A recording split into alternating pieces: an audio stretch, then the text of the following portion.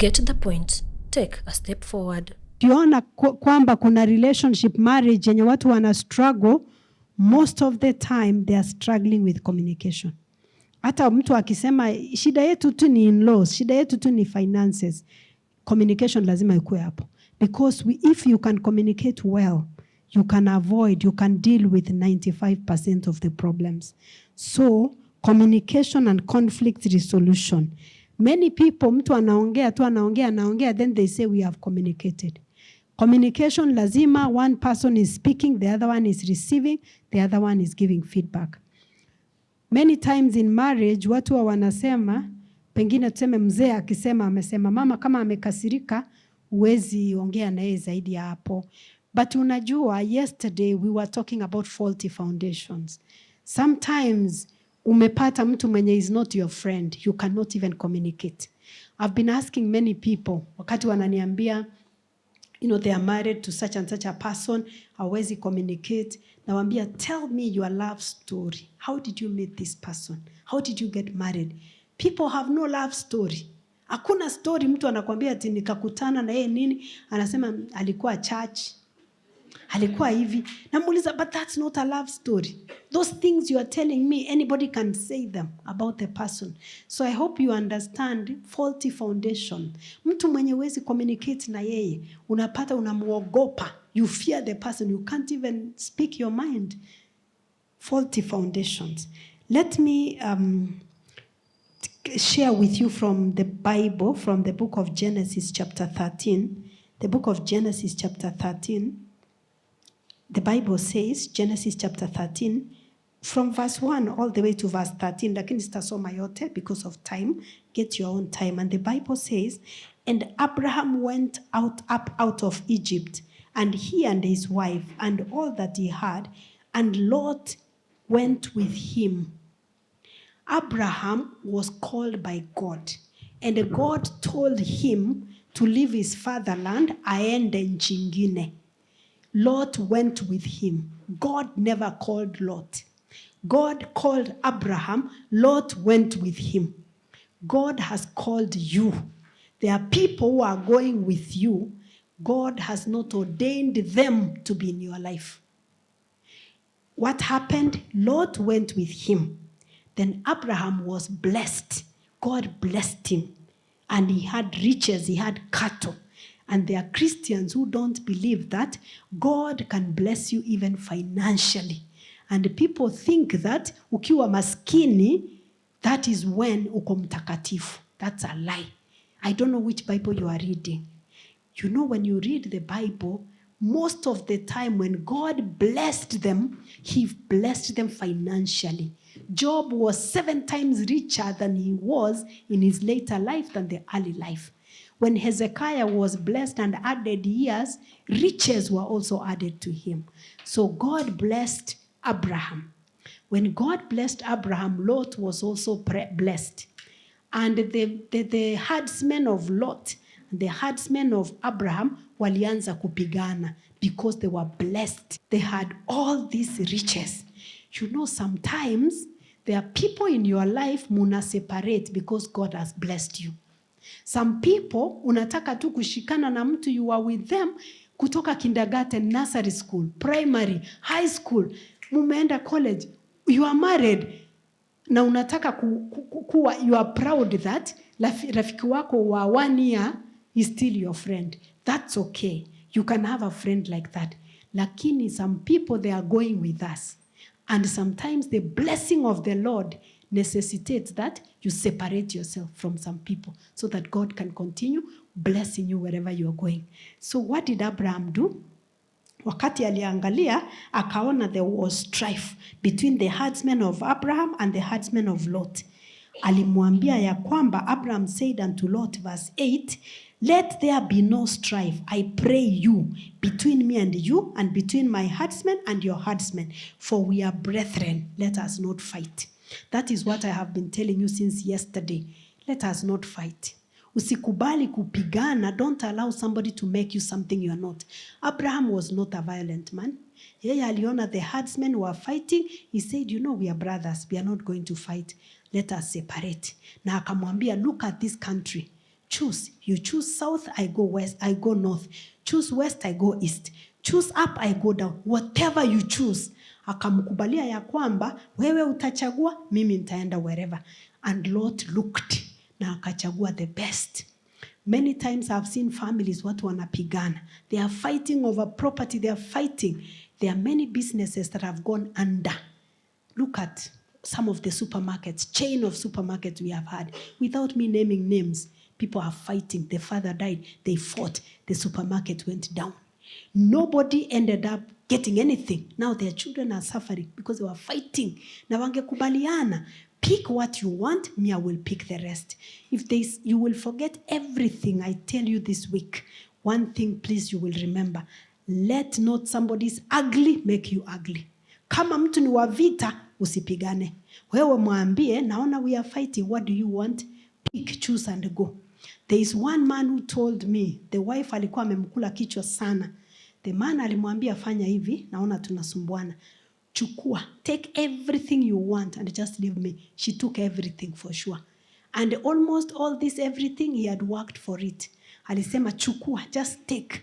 Anything unataka kwenda nayo, enda. Me, I don't want, just leave, just go. And the Lord blessed him with many more things. He said, I will not fight. So Lord said, pick wherever you are going, wherever you want to take. And the Lord chose a place. It was a well-watered place. In fact, let me read verse 10. And Lot lifted up his eyes and beheld all the plain of Jordan, that it was well-watered everywhere before the Lord destroyed Sodom and Gomorrah. Even as the garden of the Lord, take like the land of Egypt as you come unto Zoar. Then Lot chose all the plain of Jordan, and Lot journeyed east, and they separated themselves one from another. The place Lot chose, it was good for his cattle, but it was not good for his children. Because the Bible says the men of Sodom were very wicked. And you know what happened later on, where the daughters made him drunk. Then they got children with him. You know what happened? Where did they learn that from? It is not natural msichana kuangalia babake kama husband, kama boyfriend. But they had seen what was happening. So Lot chose a place that was good for his cattle. Remember, the herdsmen were fighting. So yeye aliangalia tu ng'ombe zake. Maybe when they were fighting over this well-watered plain. That is what they were fighting for. So Lot alichagua, but the place led to destruction of his family. That's what he chose. But Abraham, after they separated, we are talking about communication and conflict resolution. Abraham communicated. He said, mimi sitaki vita, tuachane. I will let you choose first.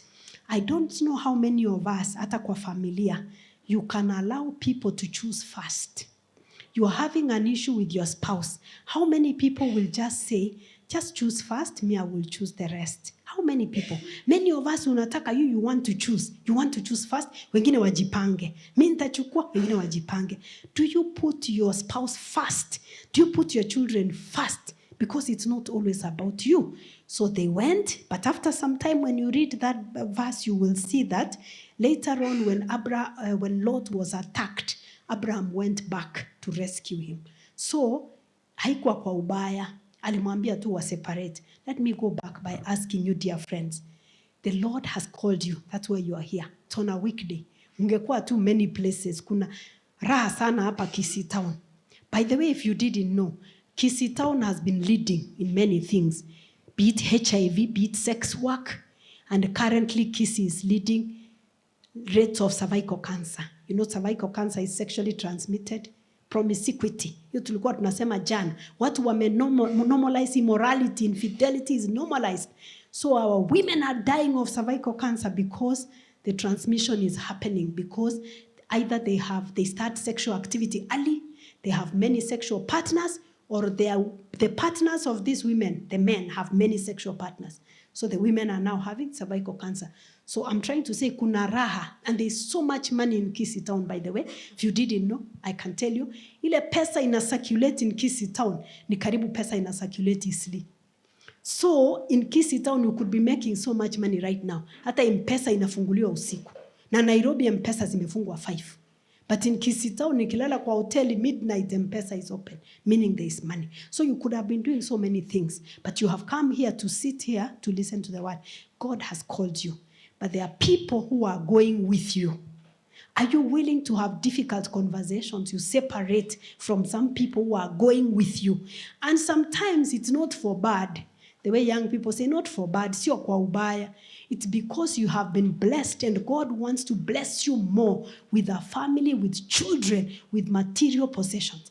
And he knows when you're with these people who are going with you, you have no space to receive the blessings of the Lord. But if you separate it, the Lord will bless you. But Lord, Abraham, as we said, he had difficult conversations. Many of us, atujui, we never learned how to communicate. You find from our own families, people never discussed, people never talked. Kukiwa na issue, people bury it under the rug. We don't communicate, mnanyamaza tu, na hiyo issue, then you come back. Some other people, what they do, the ladies I told you about, passive aggressive. Ladies do this a lot. Unapata mtu amekasirika na amebeba something, the children or the husband, they don't know what's happening. Then suddenly mtu akiongeleshwa, analipuka, a volcanic activity is happening. Unashanga, what have I done? What is happening? Unaanza kujidoubt, kuuliza maswali. When somebody could simply have communicated and said, by the way, vile naona this thing is not going well. You know, you communicate, you resolve conflict. Because as human beings, lazima conflict ikue. And many times, see at the conflict, not many times, but sometimes, it's not conflict because you're not blessed. There can be conflict because you have been blessed so much that you need to communicate. Sahi tumebarikiwa, tuko na more children, we have more money, nimepata promotion, hii pesa tunaitumia aje, tunapata dividends zinakuja, profit, what, how do we spend money? You know, you need to communicate. So it's important for us to know how to communicate, because without communicating, it's going to be very difficult to enjoy your relationship. So why do people struggle? Sometimes people struggle because of what they learned from their parents. I don't think any of us learned to communicate well, because most of our parents, older generation, they never communicated well. So this is what we picked, so we need to learn afresh. Sometimes the way socially tumekuwa conditioned, kuna watu wanaamini ya kwamba a man cannot sit down to talk with a wife. Mwanamume ana weak, a man roars like a lion. You don't talk with your children, with your wife. Some people also, it can be temperament. There are people who are generally more quiet, they are introverted, they don't talk much, but there are people who find it easier to talk. But for me, this is what I tell people. Usiende mtu alafu anze kumwambia ati mimi ni introvert. Please, kaa peke yako. Kaa na introvert yako, just stay alone, usisumbue watu. You see, sometimes I told you earlier on that huwa nauliza watu, what's your love story? Did this person ever tell you that they loved you? Ati no. They never said they loved you, and you're with them, na mmezaa watoto wanne, and they have never told you that they love you. Or sometimes men, they are with a lady and they are doing everything, and I'm saying, does she love you? Does she need you? That's a question. Does your wife love you or does she need you? Most men tell me, she needs me. She needs me. I say, has she ever told you she loved you? Has she ever done something to show that she loves you and she's committed to the marriage? They say no. So why are you with her? Why did you end up with the person? They say, oh, they did not realize, because even the Bible, in the story of Samson, you see Samson going with so many women, and the Bible says he loved them, but there's nowhere where those women ever loved Samson, even verbally, even by demonstration, because somebody cannot love you when they are trying to have you be attacked. There's no love there, okay? So sometimes it could be because of conditioning. Now, if you can communicate, you will solve many problems. But if you cannot communicate, there are many problems you may have, and these problems could actually have been solved, but you have not communicated. And I told you, Abraham gives us a model for communication, where bado ni sawa unaweza communicate na mtu na muachane kwa uzuri. And here I'm not only talking about husband and wife, but I'm saying even your friends, wale kutoka kindergarten. You can always communicate. You say, I realize we're in different seasons of our lives at this point in time. I had a friend. She was single at the time and I was married. My friend was planning to get married and she was exercising quite a lot for her to fit into the wedding dress, which is good. So she was telling me, I mean, it's good for her, there was nothing wrong. But my friend was telling me how tunatakana to plan, tuende kuhike in the morning. Nilikuwa naenda na exercise in the morning, but anataka tuende jioni. We spend a lot of time exercise, in short. I realized it was taking away my family time because I had 3 children and a husband. She didn't have a child, so she had the time to exercise, kwenda kupanda Kilimanjaro, kupanda Mount Kenya, alikuwa na hiyo time. Ngong Hills, mimi sikuwa na hiyo time. Like Sunday is the time, nataka kushona uniform, kuangalia homework, kupika maharagwe, unajua kuchemsha maharagwe, vitu kama hizo. But her, she didn't have children. So nilimwambia, in this season of my life, my friend, I really want to be with you. But I can't afford to go for 2 nights kupanda Mount Kilimanjaro. Haiwezekani sahi. Nilimwambia, and we remain good friends, but I just told her I'm not able. So I had to communicate, and we knew this is where the road parts ways. I'm glad now she's married. She also has 3 children. So I think she can understand where I was coming from, okay?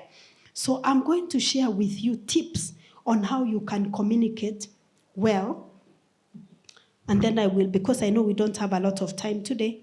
No. First of all, let me share with you what makes communication not to go well. I'll share with you a few things that make communication not to go well. Then I tell you what you can do.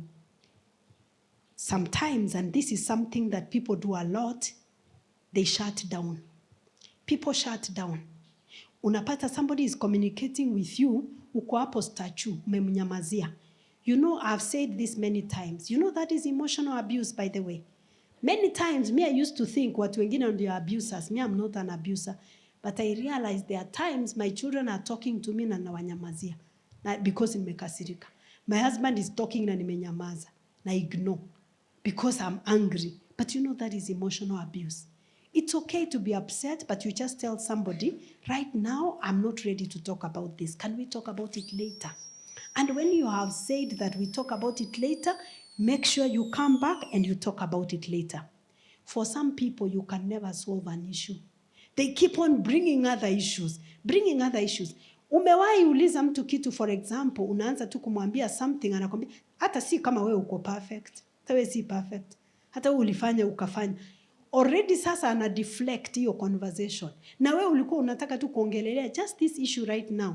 Ulisahau kununua nini fulani. Hata wewe si ati unakumbuka sana. Siku nyingine ukaenda ukafanya. So you don't even solve the issue because they are resurrecting past issues. Please let the issues that have died, let them die. Let them rest. Don't keep on bringing them up until you're not able to solve the issue. What some other people do, wherever the argument goes, it's a competition. It's a competition. Them, they have to emerge the winner. Unapata mtu ana-argue, not because they have a point, but because they have to emerge the winner. Have you dealt with somebody mwenye ako know it all? Umewahi deal na know it all? Kemanyi mogo soro. For those who are not kisses, mtu akikuita kemanyi, I can't even translate. But mtu akikuita kemanyi mogo soro, it's not a compliment. So there are people who are kemanyi mogo soro. Them, they have an answer to everything. And at the end of the day, they will emerge winners. Let me tell you, friends, you may win the argument, but you will lose the relationship. Because people, it's toxic actually. Ukiwa na mtu mwenye, them, they just want to argue, and they're always fighting. There are people who are in marriages and they are fighting and they are 50 years. I was asking somebody another day, for how long are you going to fight? And then what you don't realize, I said yesterday, you are fighting, you are scoring your own goal. Imagine if you're with somebody na unamsabotage. Unapata mtu anajaribu to make progress, you are sabotaging. Do you know at the end of the day, unajisabotage tuwe mwenye. It's better that you actually don't even stay with the person because you are not even a team. And there is nothing as bad as ukipata like you are fighting inside. Think about it this way. We have KDF, our KDF, Kenya Defense Forces, and they have been trained so that they can protect our borders against Al-Shabaab and everybody else. Imagine if our soldiers turned against us. If our soldiers turned against us and they started fighting, who is going to be our defense? Will anybody defend us? But if Al-Shabaab came from outside, our soldiers are going to defend us. But if KDF turned against us, so imagine, think about it this way. Wakati una fight, una compete na your partner, what you are doing, you are actually, that is internal war. You are fighting, internal bleeding. You know, internal bleeding is very, very dangerous. What some people do when they have children, they use their children to fight their partner. They use their children to fight their partner. Unajua kuna mtu anatusi mtoto anamwambia kitu, but it's their partner they are telling. Anatusi mtoto anamwambia unakaa na macho kubwa kama sijui nini. But they are insulting their partner, imagine. Unapata mwingine, they want to tell the child. And I know it's very tempting sometimes, especially ukiwa na mtoto mresponsible na ni mkubwa hivi, na wewe ni mama, wale wa mama wako na firstborn son. Me, I have a firstborn son. You know, your son, you just want to tell him some things. Saa zingine uko very tempted. Ama as a man, you have a firstborn daughter. Kwanza anaitwa Nyaboke kama mama yako. You know, Nyaboke is a nice name. Anaitwa Nyaboke kama mama yako. You just want to tell her about the mother. You know, you just want to tell her. Sometimes when you cannot communicate as a couple, you want to tell your child. But let me tell you today, and I'm telling myself, it will come back to bite you. When your child kama hana good relationship with the other parent, it comes back to bite you. Because any child who does not have a healthy relationship with their parent, it is very hard for them kukuwa na healthy relationship with their partners when they get married. So it will come back to bite you. So regardless of whatever is happening with your partner, please fight your battles. Fight your battles. Sometimes hata unaweza pata mtoto anakuja anakuambia maybe ile challenge wako na baba yake. Saizi I have left my 18 and 19-year-old son with their fathers. So unapata sometimes mtoto ananipigia kuniomba kitu na ako na baba yake. And I know, as a mother, I can feel good. Niseme, he ona sasa. Mtoto ananipigia simu na ako na babake na ananiitisha credit, for example. I can feel very happy.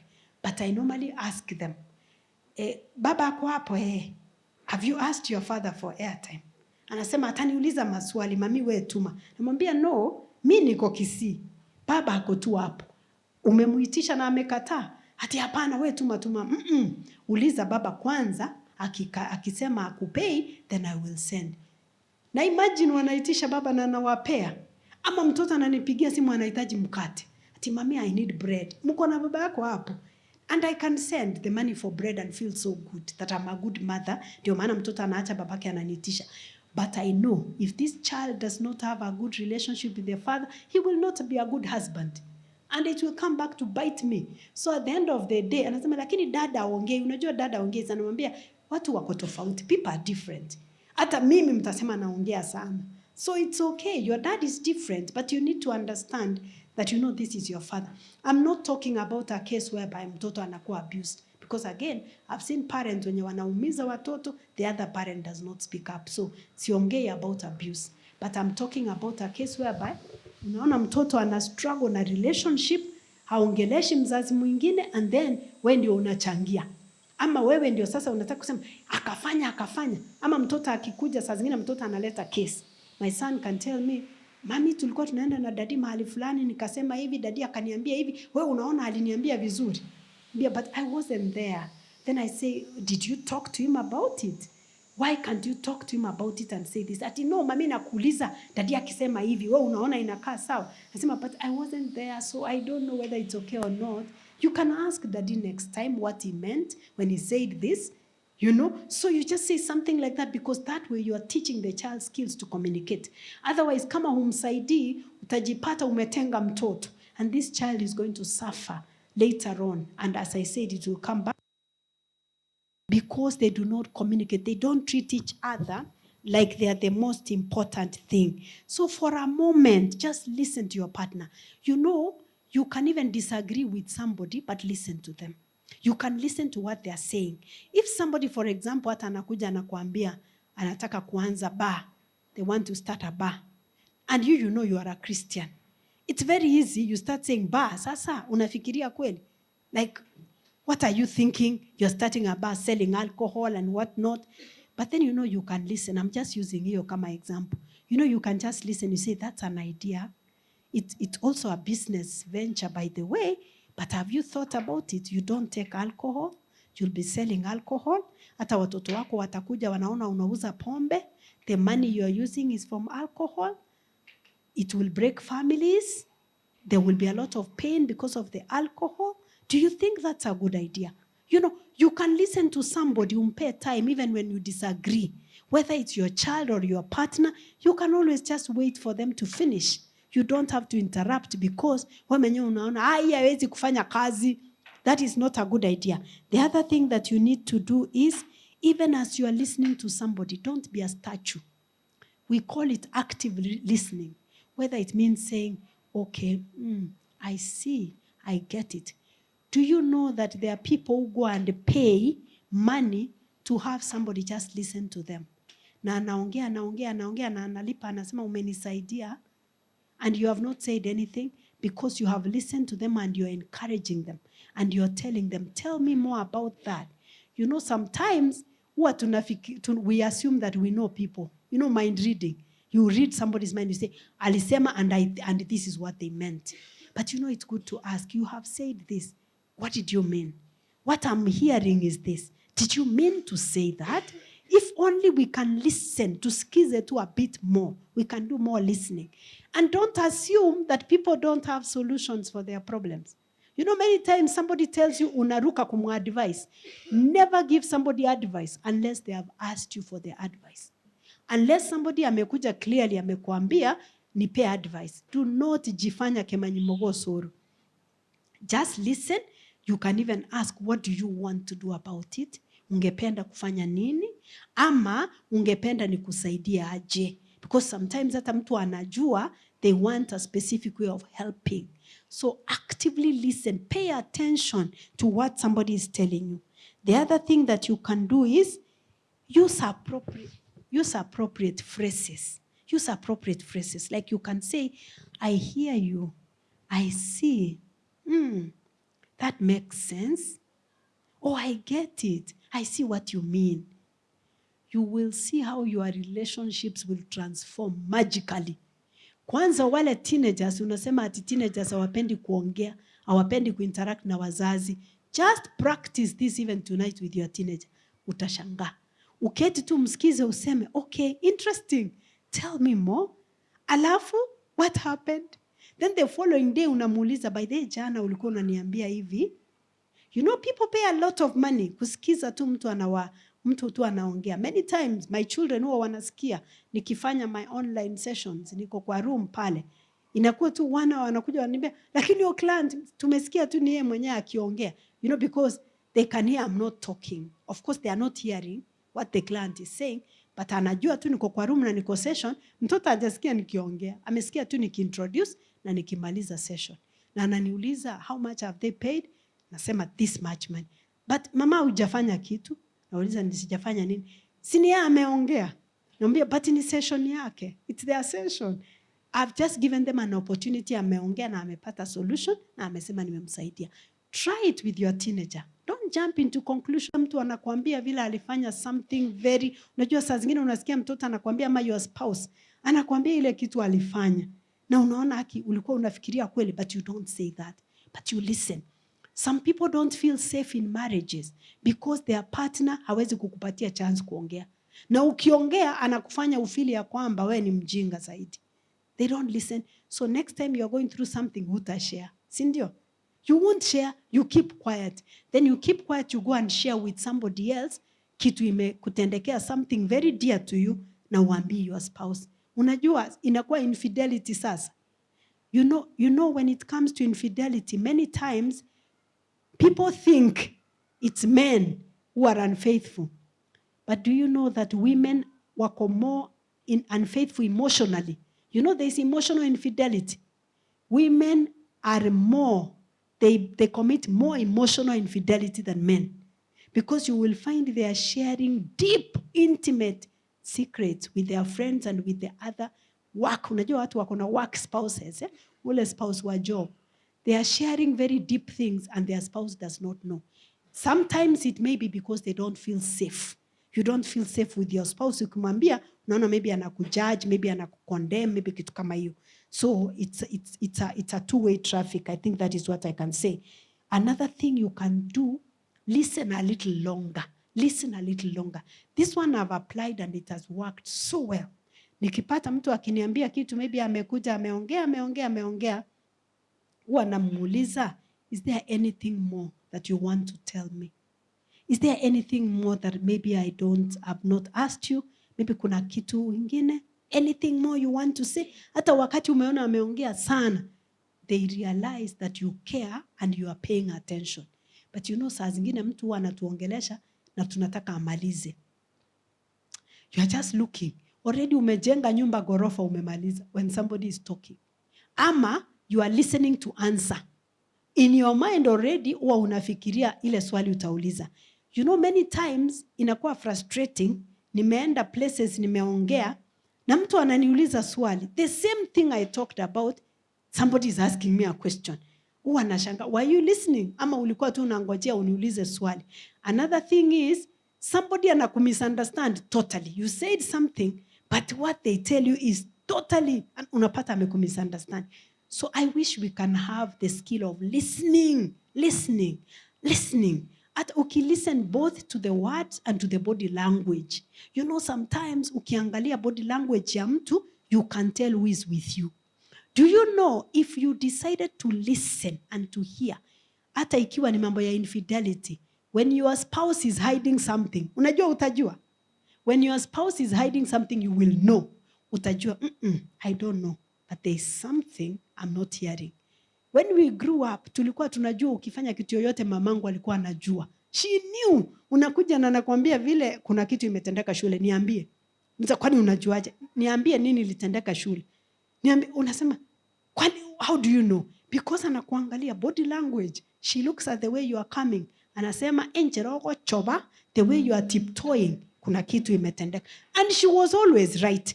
And kuna times I've tried this with my children. Na wananiuliza, kwani mothers know everything? Mbia, I know. So don't even try anything. Lakini mami unajua aje? Because naangalia, I study your body language, utajua. Wakati mtu anaanza kufanya vitu na kuna vitu anafanya, ask yourself, if your partner akifanya kitu for long, watu wengine wanajua na ujui. I want you to ask yourself, are you observing? Are you listening? Are you hearing? Ama unaenda through life kama uko on autopilot. The last one, nimalize ndio nichukue maswali. We don't have a long time today. Ask good questions. Learn to ask good questions. Usirushie mtu maswali tu hivyo na usiulize mtu ile maswali ya why. Don't ask somebody why. How can you do that? Unawezaje kufanya kitu kama hiyo? Kwa nini? Usiulize maswali kama hayo. And then don't ask somebody a question when you already have the answer. Niseme hivi, you already have the answer. You know that somebody did that. Alafu unakuja tena kumuuliza hiyo swali. Don't. If for example, unajua ya kwamba mtoto wako maybe hakufanya homework, you have been told kutoka shule. Usikuje umuulize aje, leo ulifanya homework shule, ulipeana homework. That is a trap. Na hiyo ni kama unamweka place ajidefend na useme amekudanganya. You already have the information, you have the fact. You come and say, I'm aware that today you did not hand in your homework. Can you tell me what happened? If your spouse maybe umeambiwa alikuwa mahali fulani na hukuwa unajua, don't start asking him, na leo ulikuwa wapi? Alafu unajua ukiuliza mtu hivi atakwambia nilikuwa Nyanchwa. Na wewe unajua kuna particular place pale alikuwa. Then you start saying, unanidanganya, hukuwa Nyanchwa, ulikuwa sijui wapi. No, you don't ask a question like that. You say, I'm aware that you were in such and such a place. What happened? Can you tell me more about it? Because unajua, you have evidence. So you ask good questions. Don't ask somebody something you already know they did, because you ni kutrap mtu. Okay? And don't ask somebody why. Why did you do that? You can ask, help me understand. This happened. Help me understand what was going through your mind when you did that. What was going through your mind? Hivyo sasa you open the door. Inakuwa more open because somebody can explain to you. Okay? Or what else? Don't ask questions zenye mtu atakwambia yes or no. You know, sometimes you ask somebody, how are you feeling? No. Hi, how are you? Somebody will say fine. Ama, are you okay? Yes. You ask somebody, you can say, what was the best thing about today? what did you like? Usiseme ati, oh, you went to church today. How was the sermon? Somebody will say good. Because say, what did you like about the message today? What stood out for you? In fact, what we like asking what now is, what stood out for you today? What could you connect with today? That way you open up. Sasa mtu anaweza kuambia their view. They can tell you openly. The other thing that you need to do, focus on one issue at a time. I think I said that yesterday. Please, one issue at a time. Unajua some issues, they are very, very emotive, especially in marriage. Issues za pesa, ama issues za intimacy. Those are very emotive issues. Huwezi leta issue ya intimacy na ya pesa. Kama mnaongea juu ya intimacy, najua kuna watoto, so nitaongea in parables.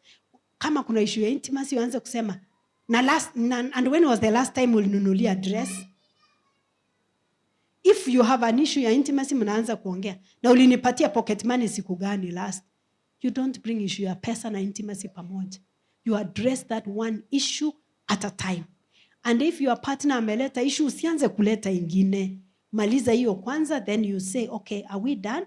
Next time you can say, I have another issue. Ningependa tuongelele. Then another thing I want to say is that pray and listen to God. Listen to God together. Pray even when you have disagreed. Pray and listen to God together. There is nothing much you cannot solve if you can say, let's pray. Hata wakati mmedisagree, hamna solution, just hold your hands and say, let's pray for God to give you guidance. Hata kama mja resolve the issue. Do you know that praying with your partner is the most intimate thing that you can do? You know, many people think the most intimate thing you can do is to have sex with your partner. It is praying together. Because what does Ellen White say about prayer in the book Steps to Christ? She says that prayer is opening our hearts to God. Opening your heart. All the deep secrets of your heart, you're opening them to God before your partner. So praying is the most intimate thing you can do. If you can just say, let's pray. It seems like we don't have a solution for that, but can we pray? Can we pray? You pray together and just listen to God. Because sometimes huwa huoni solution, but mkiomba na ukifikiria, you will find another way. You can have your way, your partner has their way, but you know there is a third way. It doesn't always have to be inaenda this way or that way. There can always be a third way. Usikue mtu wa it's my way or the highway. You can always have a win-win is the best. Let me say this. Let me see whether we have a few minutes for questions. Yeah, we have a few minutes. But let me say this, something else I've learned that is very important.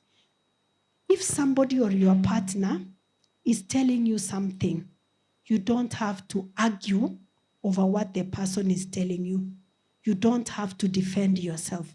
You can state your case. Na utaona the way things will go. Let me give you an example. 2 or 3 weeks ago, my husband and I, we were buying a property. Tulikuwa tunanunua property fulani. Na tuliona it was a very good property. We really wanted that property. Na watoto kila mtu aliona hiyo property, tukafeel we want that property. Lakini hatukuwa na hiyo pesa vile walikuwa wanauliza. They were asking tulipe fraction fulani mingi, hatukuwa nayo. But we really wanted the property. So wakaandika email wakasema, pay this amount by this date and what. So tulikuwa tunaongea, then my husband akaniambia, mwambie hatuwezi fanya hiyo. Mwambie hiyo hatuwezi. Nikamwambia that's one way. We can write an email back tumwambie we can't do that. But I told him, can we try something else another way? Can we write an email? We don't say we can't, but we tell the person this is what we are able to offer. He said, will it work? I said, let's try. I wrote an email. Sikumwambia we can't do what you're asking. I just said, thank you so much for your email. I have read, I have understood. From our end, this is what we can do. And what I was suggesting, ilikuwa kitu tofauti sana kuliko what she was asking. And this person, alikuwa na loan mahali, alikuwa karibu anakuwa auction. That's why alikuwa anataka hiyo pesa. So nilijua, for sure anahitaji hiyo pesa sana, but hatuna, lakini tunataka hiyo property. Lakini nikasema mimi nitamuelezea. I just stated, nika explain clearly na nikamwambia, this is the best we can do. Because I was being very honest. Na nikaambia my husband na watoto, nikawaambia, by the way guys, I've done my best. Akikataa, she can refuse. tutakubali tu ya kwamba, I prayed, nikasema tutakubali ya kwamba it was not God's plan for us to have this property, but we really need it. Nilimwandikia email.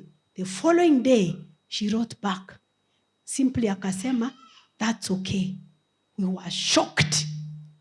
My husband asked me, he said, what? Kwa nini amekubali rahisi hivyo? Why has she accepted so easily? Tukaanza kusema huyu ni binadamu ama ni robot, because we had never met that person. Tukasema huyu mtu ni for real kweli, because vile what she was asking na vile amekubali, na mimi sikumwambia we can't. I just said this is what we are able to do and this is our best offer. So hakuna vile tunaweza negotiate further, na nikasema tutakubali, whatever you decide we will agree. So because my husband was saying huyu mtu utammeet kwanza kabla tufanye any transaction, because sioni kama ni binadamu. I called, I said, please can we meet? Tukapanga, tukakutana na the person. Wakati nimekutana nikapata it's a wonderful lady. Na tukaongea, na nikamuuliza, why are you selling this nice property this way? Akaniambia, you know, vile nimesoma email zako, nimeinteract, nilijua hata wewe ni mtu straightforward. Na mimi nikajua I can get a lot of money, lakini ikuwe na drama mingi. But I deal with mtu straightforward. Tukaongea na nikamwambia, you know, for me it is God, because I prayed na nikasema I just tell you what I have to offer. Kama iwezekani mimi nitakubali, because I know that God has another plan.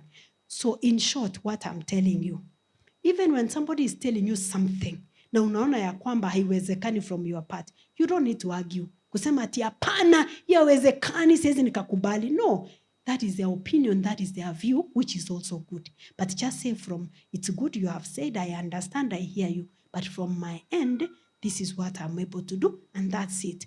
Back to the Abraham model. Don't be violent if you're not a violent person.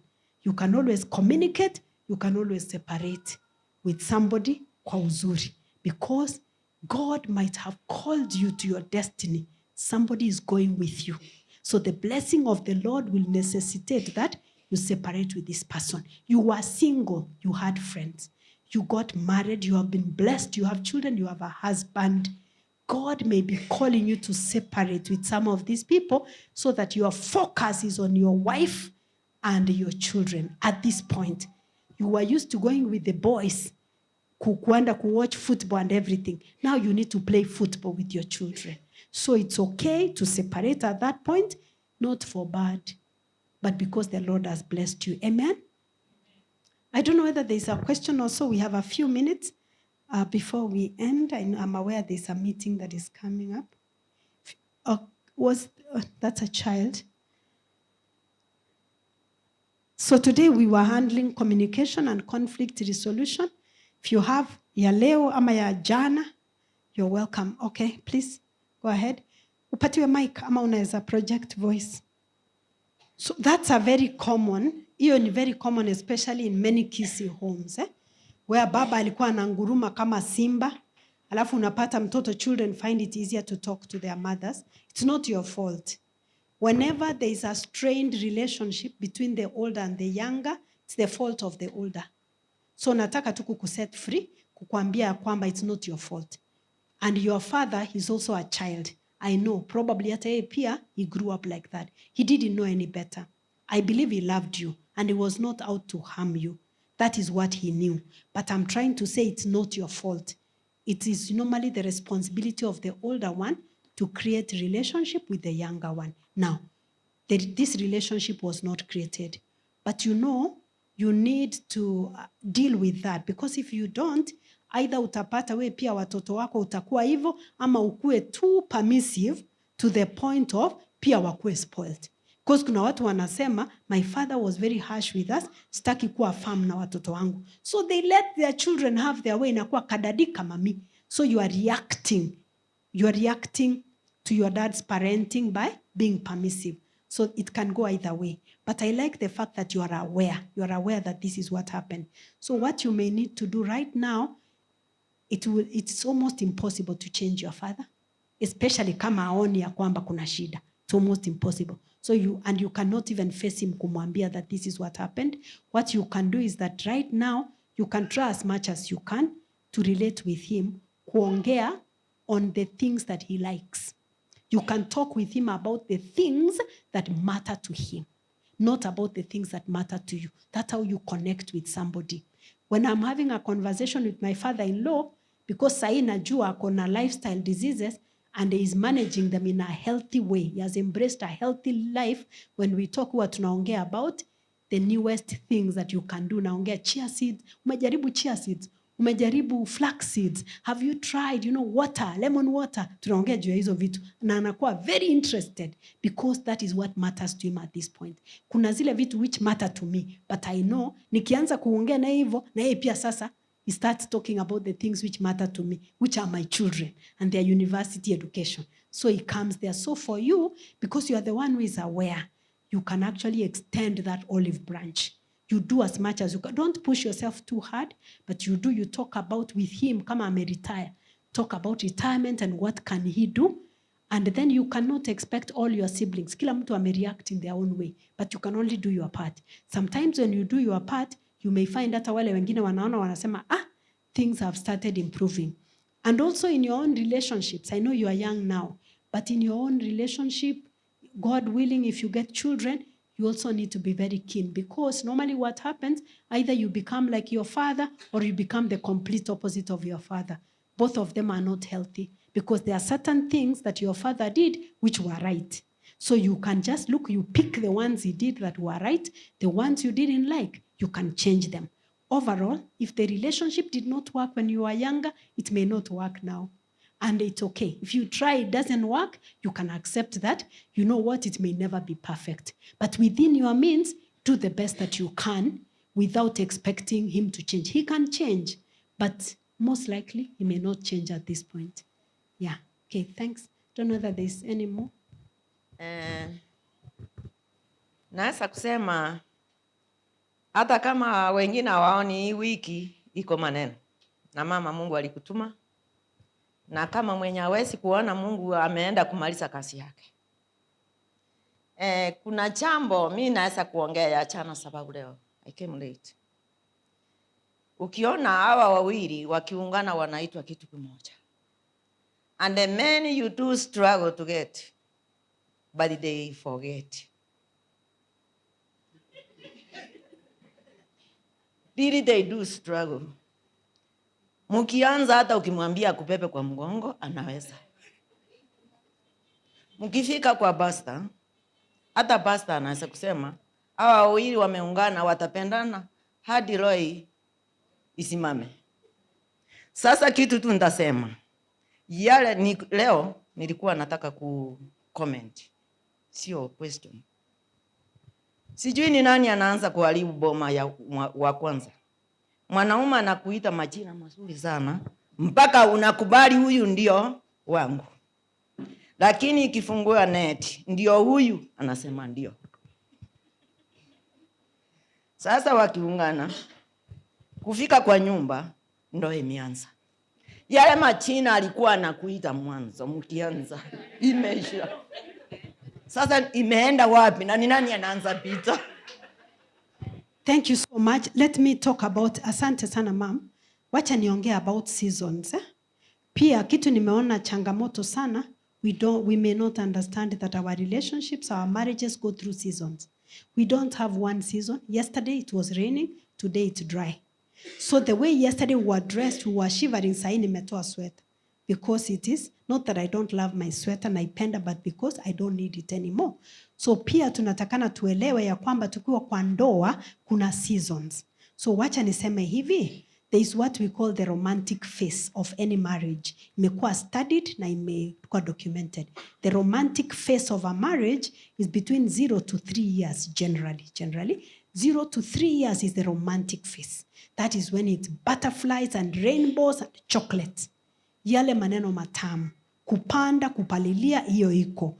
That is normal. Yeah, that is normal, romantic phase. After 3 years, it has to go beyond the romantic phase. It is now commitment, it is friendship. So uki-expect pengine 4th year, maneno matamu yanaweza kuwa, lakini pia uelewe, mumeingia sasa part ya commitment, which is a different phase altogether. Mukiendelea sasa mnaendelea kujuana, kuelewana, and it's good muelewe ni normal, because sometimes when you don't understand, huwa una expect unrealistically vitu zenye which are not possible at that time. I have seen people ending good marriages later wana regret on stupid things, wacha niseme hivyo. Vitu zenye si za maana hata kidogo. But at that time wanaangalia wanaona haniambii hivi, hanifanyii hivi and whatever. So when you get from 3 to 7 years, by 7 years you have what we call the marriage itch. Unajikuna. Itch, unaanza kujiuliza, ama ningekaa kidogo, ningeangalia, did I see correctly? Na ni kawaida, it's normal. You just start questioning yourself. And if you see many marriages, by the 7th year, watu wana struggle. By 10 years, wengi wameachana. But wengine by the 10th year, they have become stronger. There are other phases. But nataka niachie hapo. So you need to understand, ukiwa unaanza kudoubt na kuquestion during your 7th, 8th year, just know that it's normal. Everybody goes through that phase. Usidanganywe na Facebook. Usidanganywe na social media. There are no people like that who are every day buying flowers, and nobody can live like that. In fact, you're real. That's a lie. Huwezi kaa hivyo. Unajua hiyo romantic phase is adrenaline. Kama ungebaki hiyo romantic phase, hata watoto huwezi chunga. Because you're going to be all over each other. Hata kazi huwezi fanya. So it's good when you go past the romantic phase, ndio sasa unaweza focus. We still need you to build the nation. We still need you kulea watoto. So you have to go beyond that romantic phase, ndio uweze kufanya nini? Kubuild the nation. So everybody goes through that phase ya kudoubt, ya kuquestion. And it's important for you to pair yourself, again, as we said, with people who have been ordained to be in your life. Because if you're with the wrong person, they will ask you, na bado uko na huyo mtu? You are still with that person. What are you doing there? Alafu unapata wewe mwenyewe unaanza kuangalia hivyo, because you are paired with people who are foolish. They are not giving you wisdom, because unaona, those are not major issues. That's normal. Especially, let me tell you, if somebody has not experienced what you're experiencing, they may not know. It's not that they are being bad, but they have no capacity kukusaidia. Unajua, ni kama sasa tuseme mambo ya kulea. Mimi saisi niko na teenagers, young adults. Kuna vitu, kama nimeona teenager anafanya, when I didn't have teenagers, ningesema amepotea. Mimi nasema huyo hana mtoto. That's what I could have said. But saizi najua kuna vitu teenagers do, and I tell parents, don't worry, that's our face. Unajua unapata mzazi ananiambia ati mtoto wangu teenager haendi kanisa, ana watch online. That's okay. At least ana watch online. Mwingine ananiambia ati mtoto wangu amekatalia New Life ama Central Church. Hallelujah, praise God. Anaenda kanisa. I mean, that's no big deal. Anaenda church. You need to thank God, anaenda church. Ati anashinda concert ya church throughout. Wangu wanaenda singing concert mpaka saa 4 ya usiku. And I give them fare. They're in church. What if wangekuwa club? You see, so there are things I understand. So sometimes when somebody has experienced, they have gone through, or they have a certain level of wisdom, wanajua na wanaweza kukuguide. You know, many times people think that it is love that keeps a marriage. The Bible says in the book of Proverbs, it is wisdom and knowledge that builds a house. It is not love. Love is good, but love cannot keep you. But it's wisdom and knowledge. So many people perish, our families perish for lack of wisdom. So mom, to summarize what you were saying is, maneno, if you are talking about maneno matamu peke yake, they are good, but they may not be, you know, it may be a season. But if you are talking about character, value issues, unaona maybe mtu anakuwa mistreated, maybe abuse, maybe infidelity, perhaps hiyo tunaweza ongea, we can talk about what happened, what can we do. But ikiwa ni issues, squeeze hata anipoeshe chai, sasa hiyo ni. Squeeze hata anipigi simu. You know, there is a time my husband and I, alikuwa ananipigia simu, tuna chat all the time. Tukitembea town, tumeshikana mikono. Saa hii mimi nimemwambia leo, nimeongea naye asubuhi nikamwambia usinipigie usiku. Me I'm so busy, nikienda kwa room nitakuwa nimechoka. Let me be the one to call you. Sasa akianza kusema nowadays unipendi unipigie, mimi niko busy na anajua. So I'll be the one to call you. Don't try calling me, I won't get you. So unaelewa. I mean, ni ukweli, like now I'm here. You see, you don't want you're somewhere, I'm speaking here for 1 hour. I find 52 missed calls. Yo sasa ni nini? And I'm not carrying his kidneys. Mimi sina kidneys zake na amenipigia 52. No, of course my husband doesn't do that. So that's why I'm saying you call once. You call once, twice. If you can't get somebody, send a message. Just say hello when you have time. Can we talk? Don't start saying, yani unanionaje? Mi niko hapa, umenipark, na kupigia simu uchukui. No, they don't have your kidneys. They don't have your heart. You're still breathing. They don't have your lungs. So you need to understand that season when somebody unakuwa na simu tu hivi ningeangalia. Imagine ningeangalia my husband amepiga niekelee mic chini, niende kule. Do you think if we remained in that romantic phase hata ningekuja hapa? Singekuja, tungeshinda tu hapo nyumbani. And I would not be here. But that romantic phase ended. So we are building the nation. We are working God's kingdom. We are raising children. So please understand your seasons as well. Thank you so much. Maybe, I don't know whether we have 2 minutes. We take maybe just 1, 2. You make them short. Then I can pray. Yeah, 1, 2. I've got 2 questions. Question number 1 is, we are in the process of communicating maybe, and we always communicate. But one party is always negative on every aspect. You know, he or she doesn't seem to see the positive side of things. How can I deal with such a person? So dealing with a negative. Yeah. 2, I heard you when you were giving the tips of communication. You said that, you know, sometimes it's okay to say, yes, I hear you, whatever. Is it necessary? Last one. There are sometimes, maybe when you are talking on issues, various issues, maybe unaona like the one party ukienda kuongea ni kama aelewi. Is it okay to keep silent for the sake of peace? Is it okay to be silent? Habari ya jioni. Yangu sijui ni swali ama something to ask in your topics, kama kuna something utaongelelea about anger management, which I also think that comes with communication. In the process of communication, maybe there is an issue, muna resolve. By the time after you sit to communicate, umeshaekelewa. Anger management, umepigwa. The issue of anger management, tumezoea Wakisii, hata ukiuliza tribes, utaambiwa Wakisii, siwezi olewa Kisii. Kwa sababu gani? Wakisii ni hasira. So but that is why huyu kijana alikuwa anauliza about this guy mwenye huwezi ongea na yeye, ananguruma kutoka kwa gate, nyinyi wote mnakimbia chini ya kitanda. So that kind of communication does not happen, or by the time it's happening, umeshapigwa. Maybe mtu aliobserve something, vile ulisema saa zingine you can do observation, and by the time mnakuja kuongea, conclusion has been made, ama judgment has been made. So let me respond to the ones he has asked. You notice that your spouse is negative every time, and there are people like that, and they are coming from somewhere. Maybe the way they were raised, they were criticized destructively. There are people who are criticized. Na unajua negativity is infectious. Ama unapata mtu alilelewa na mzazi negative. So sometimes mtu ako negative na kweli hajui kama ako negative. So you just need to observe first of all. Alafu ujue it's not about you. Their negativity, don't take it personal. Then you can, at a later date, you can say, I have observed that tukiongea juu ya hii, response yako, it's on the negative side. Give examples.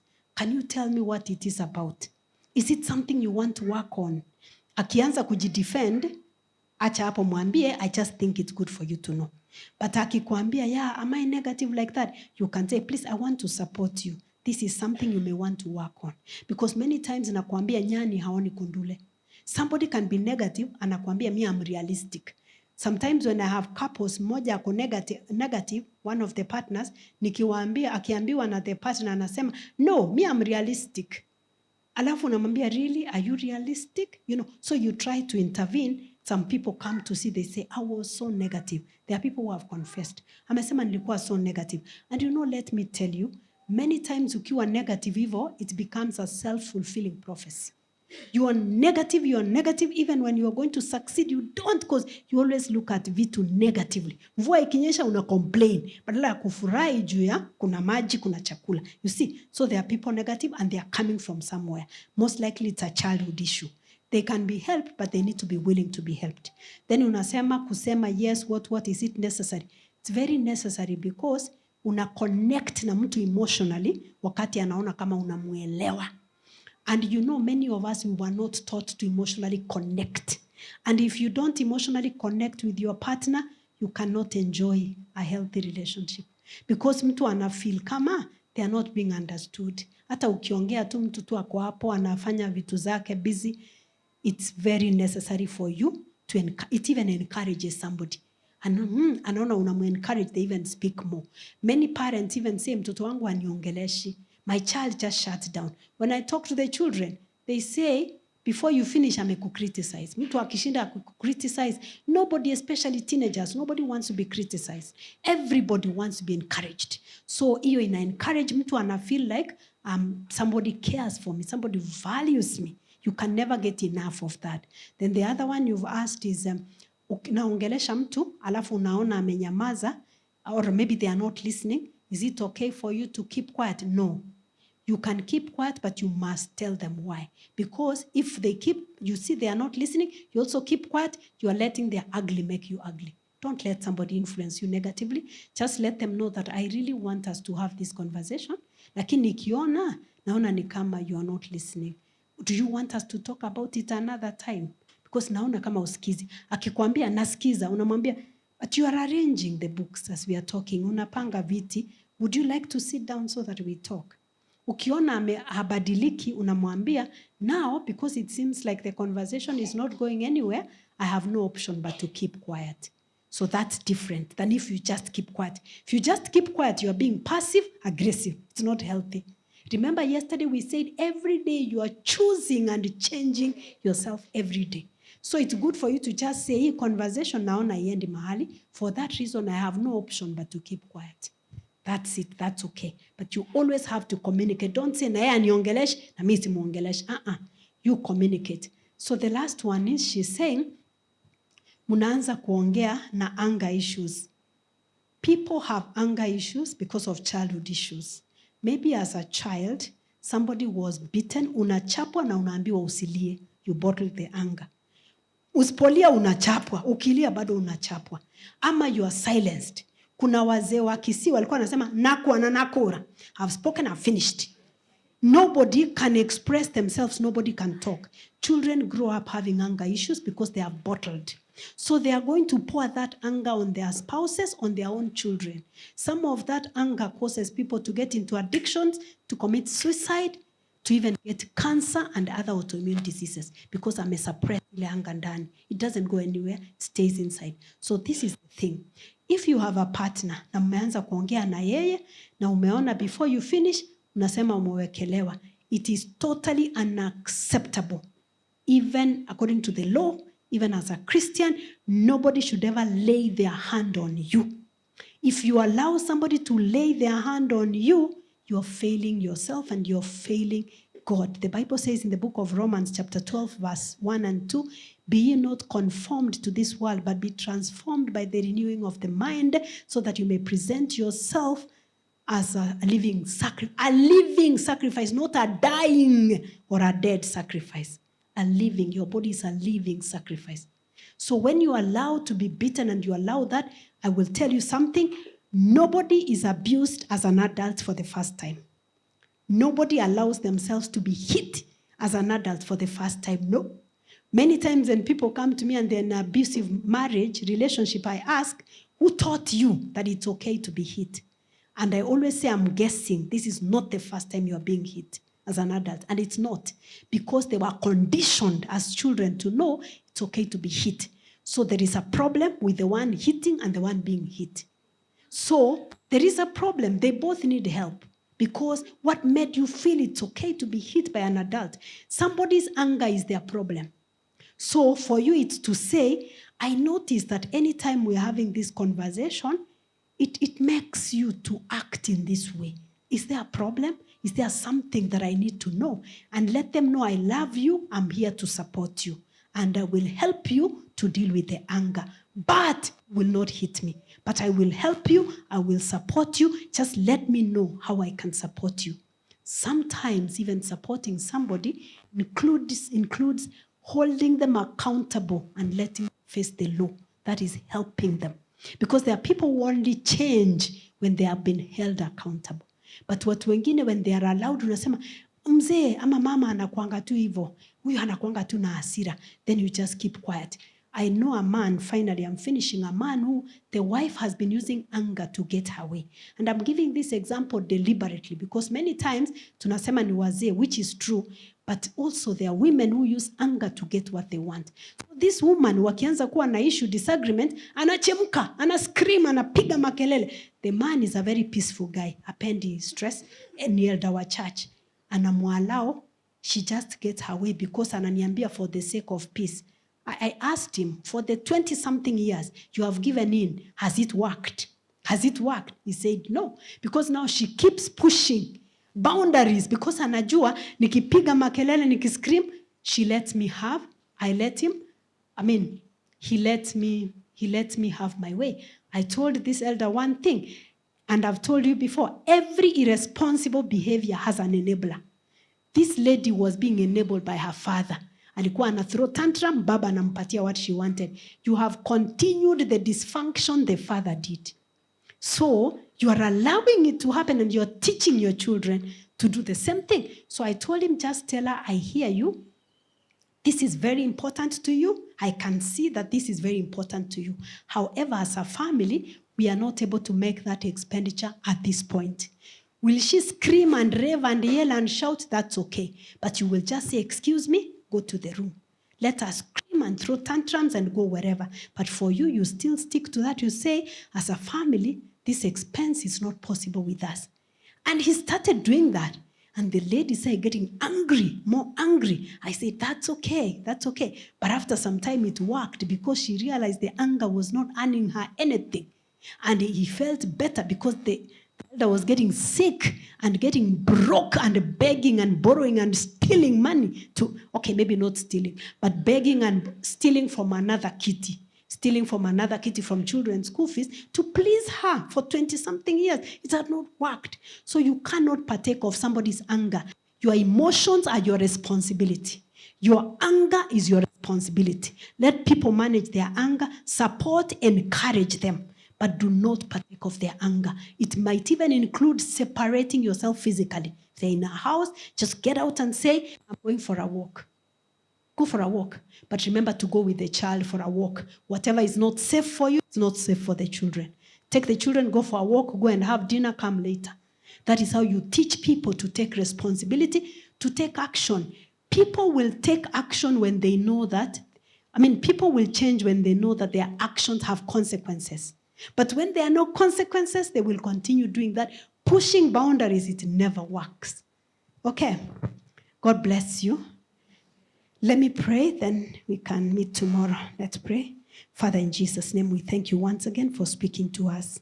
We are very grateful, even for the weather today, even for your people who have been able to come. If there is anything we have said or thought that is contrary to your will, please forgive us.